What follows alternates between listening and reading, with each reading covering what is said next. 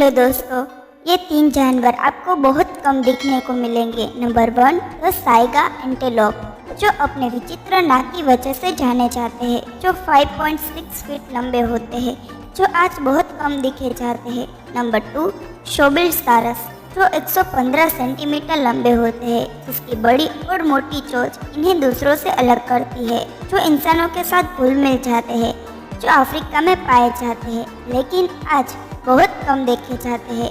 Number 3 pelican, जिसका शरीर सूखे पत्तों की तरह दिखता है लेकिन बहुत मजबूत होता है, और ये छोटे जीव आज बहुत कम दिखे जाते हैं।